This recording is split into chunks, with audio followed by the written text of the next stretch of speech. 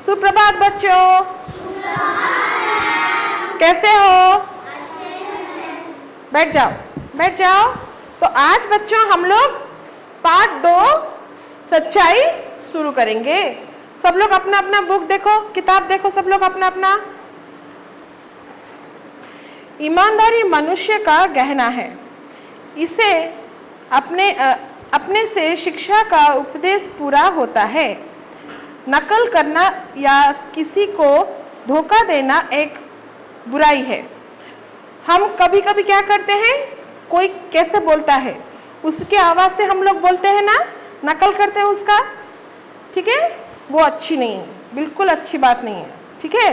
किसी का नकल करना कि किसी का बुराई करना अच्छी बात है? नहीं, बिल्कुल अच्छी बात नहीं है। प्रस्तुत कहानी में लेखक ने महान स्वतंत्र संग्रामी सेना गोपाल कृष्ण गोखले के बचपन के इन्हीं गुणों को वर्णन किया है। गोपाल कृष्ण गोखले हम लोग सब जानते हैं ना।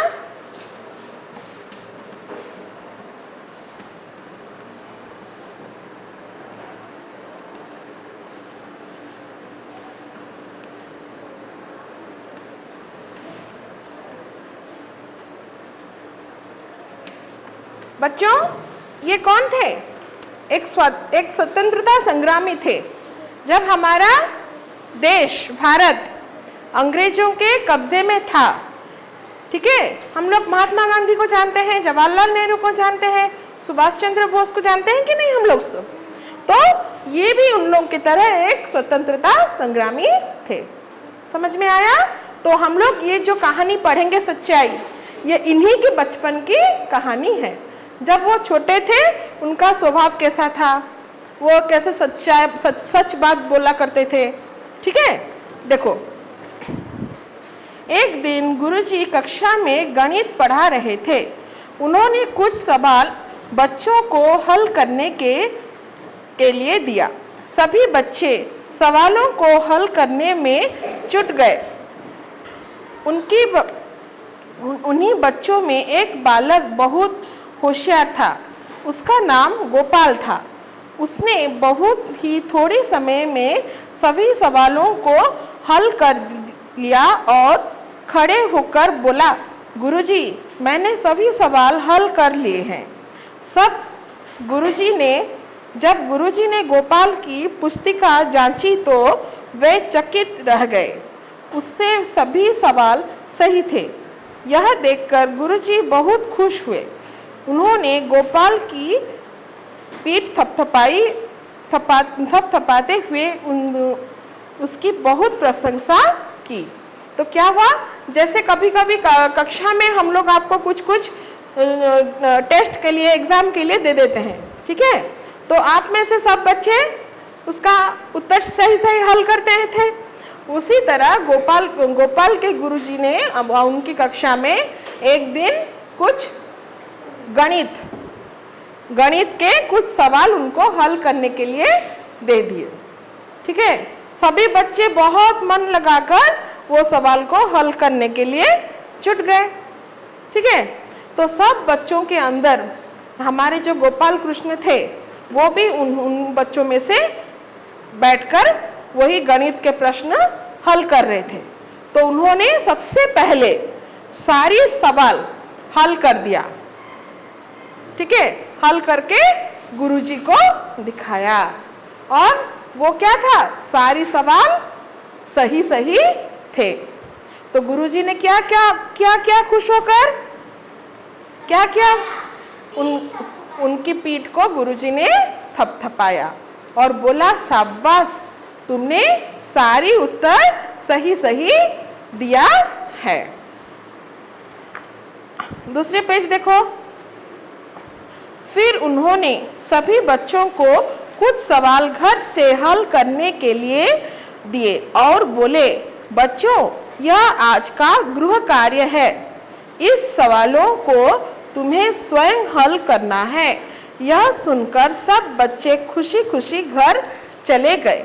तो क्या हुआ, उसके बाद गुरुजी ने गृह कार्य माने घर से कर आने के लिए, तुम लोग को भी मिलता है गृह कार्य ना, घर से करके आते हो, तो वैसे ही उन लोगों को गुरुजी ने कुछ गृह कार्य में हल करने के लिए गणित के कुछ प्रश्न दे दिए और क्या बोले, तुमको ये सब प्रश्न स्वयं माने खुद हल करके आना है। सारे बच्चे खुशी खुशी घर लौटकर गए। गोपाल घर आकर सवालों को हल करने लगे। माँ ने गोपाल से कहा, बेटा पहले खाना खा लो। तो गोपाल कृष्ण क्या हुआ, वो जैसे ही घर पहुंचे अपनी गणित के प्रश्न को हल करने के लिए बैठ गए। ठीक है, वो पढ़ाई में बहुत अच्छे थे। ठीक है, उनका मन पढ़ाई में था। कैसे वो घर पहुंचकर वो गणित का सवाल वो हल करेंगे, इसीलिए वो घर आकर पहुंचे और बैठकर गणित के सवालों को हल करने के लिए जुट गए। माँ उनको बुला रही है, गोपाल आ जाओ खाना खा लो, लेकिन उनका मन खाने में नहीं। कैसे वो सारा सवाल पहले हल करेंगे। गोपाल ने कहा, नहीं माँ, पहले ये सवाल हल कर लूं। माँ ने फिर गोपाल से प्यार से समझाते हुए कहा, बेटा पहले खाना खा लो, सवाल बाद में हल करना। तो क्या हुआ, गोपाल माँ का प्रश्न का उत्तर क्या दिया कि माँ नहीं, पहले मैं गुरुजी का दिया हुआ ये गृह कार्य का गणित का जो प्रश्न है उसको मैं सब हल कर दूं, उसके बाद मैं खाना खाऊंगा। माँ ने फिर से बुलाया, नहीं बेटा पहले खाना खा लो, सवाल बाद में हल कर लेना। माँ बस एक ही सवाल रह गया है। तो गोपाल क्या बोल रहे हैं कि माँ बस एक ही सवाल यहाँ मेरा रह गया है, बाकी तो मैंने सभी सवाल हल कर लिए हैं, परंतु यह सवाल मेरी समझ में नहीं आ रहा है। तो गोपाल क्या बोल रहे हैं, मैंने सारे सवाल हल कर दिए हैं, बस एक ही सवाल बच गया है जो कि मेरे समझ में थोड़ा नहीं आ रहा है। गोपाल बोला। यह कहकर वो फिर सवाल समझ में आ गया बच्चों? ठीक है, धन्यवाद।